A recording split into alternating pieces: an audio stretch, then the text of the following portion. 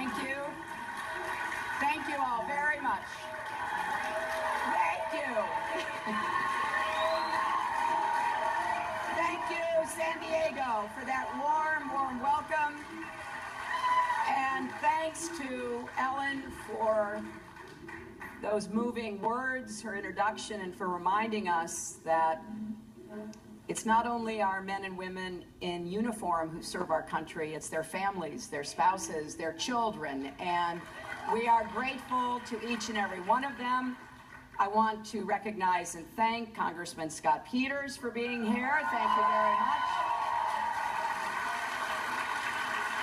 And all of the other electeds and service members, active duty and retired, National Guard and reservists, veterans, military, spouses, family members, all who are with us today. On Monday, we observed Memorial Day, a day that means a great deal to San Diego, home of so many active duty and former military and their families.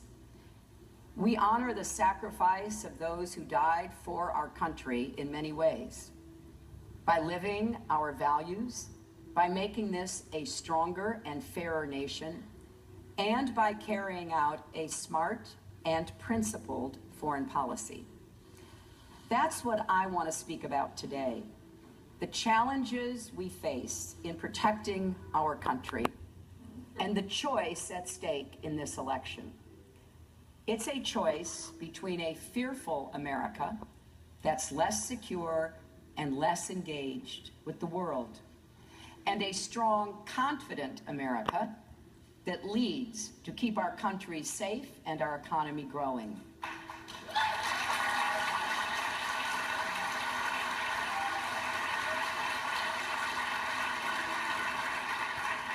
As Secretary of State, Senator, and First Lady, I had the honor of representing America abroad and helping shape our foreign policy at home.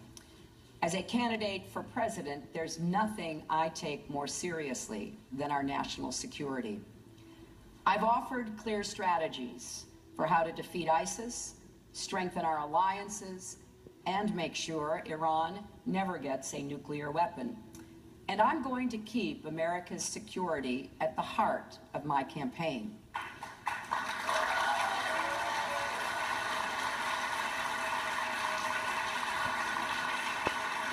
Because as you know so well, Americans aren't just electing a president in November.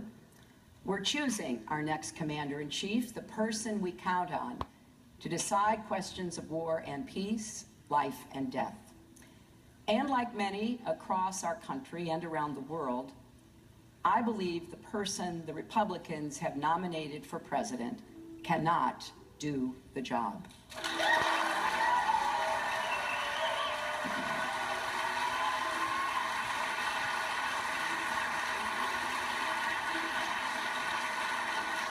Donald Trump's ideas aren't just different, they are dangerously incoherent.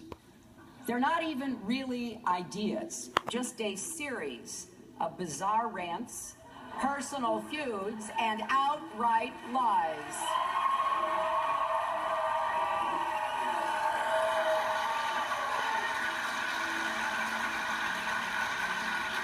He is not just unprepared.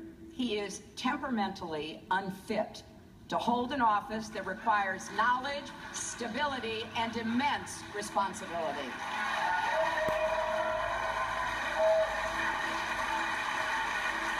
This is not someone who should ever have the nuclear codes, because it's not hard to imagine Donald Trump leading us into a war just because somebody got under his very thin skin.